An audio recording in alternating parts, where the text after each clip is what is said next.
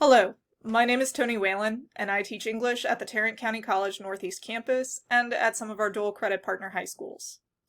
Today, I'll be discussing with you my favorite engaged learning activity, which is the Socratic Seminar, as well as one technique I use with the activity called Your 2 Cents, and finally, why I always carry a deck of playing cards with me to class.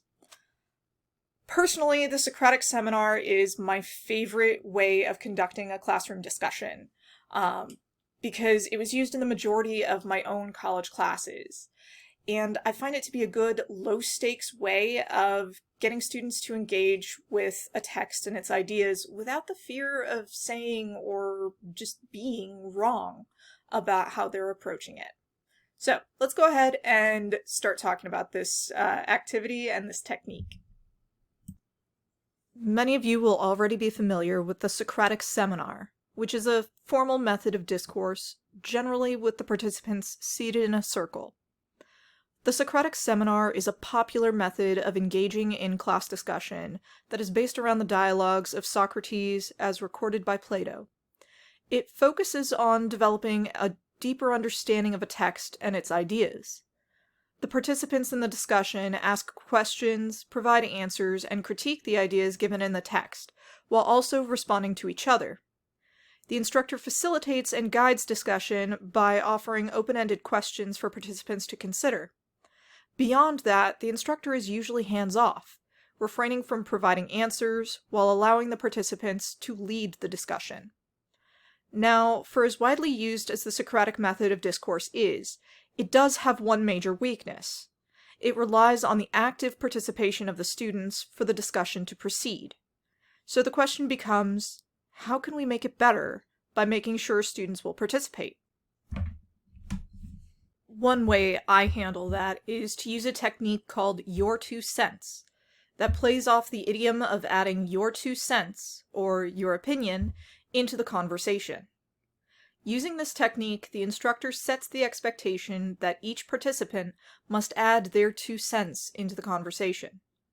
These 2 cents represent 2 contributions students must make, which provides a minimum standard for students' participation. If necessary, you can even reinforce the rules of the game by telling students that you will track their participation and take it as a grade. That's up to you if you want to go that route or not. What it does, though, is gives quieter students an incentive to speak when they might not normally participate. For students who are usually very talkative, though, the technique encourages them to pace themselves by saying that they cannot participate further if they've run out of their 2 cents. Therefore, those talkative students will generally hold off on contributing until they feel strongly about what they have to say, which also gives the quieter students a chance to get their voices heard. If everyone runs out of cards towards the end, you can then have the floor open up for further discussion.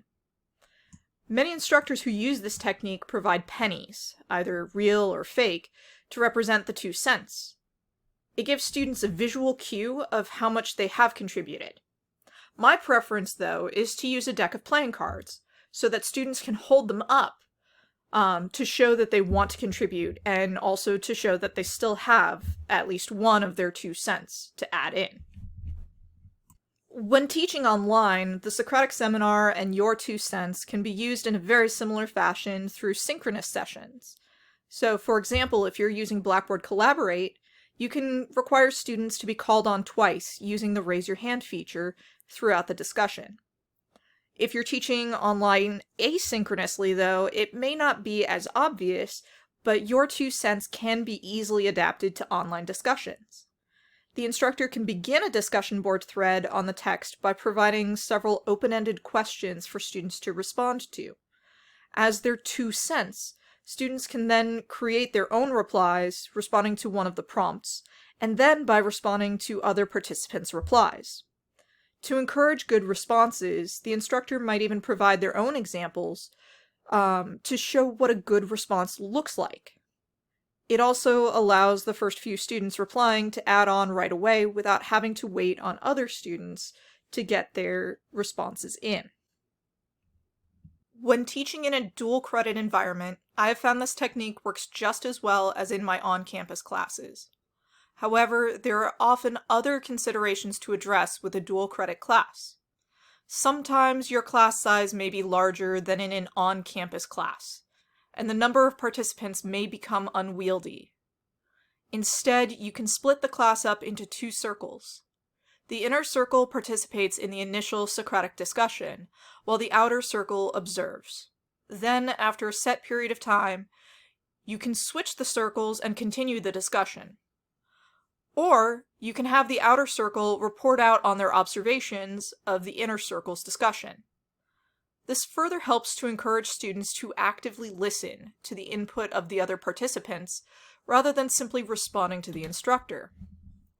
Additionally, space may be a factor in dual credit classrooms, and the instructor might break students up into small groups with written prompts to discuss in their small groups.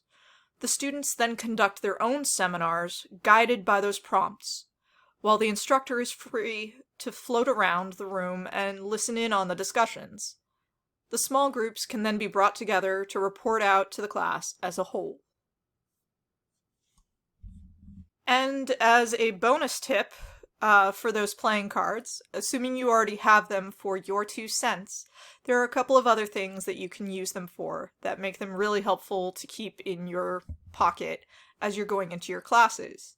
One thing you can do is if you are creating groups and you want those groups to be assigned randomly, you can pull out enough cards for the number of groups that you want, and assign groups either based on the numbers or the suits that students get when you pass out the cards.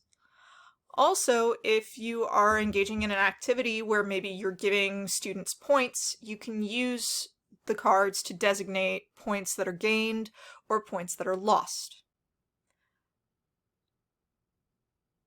I hope this video on Socratic discourse, your 2 cents, and using playing cards in your class has been helpful to you and given you some ideas on how you could use this engaged learning strategy in your own classes.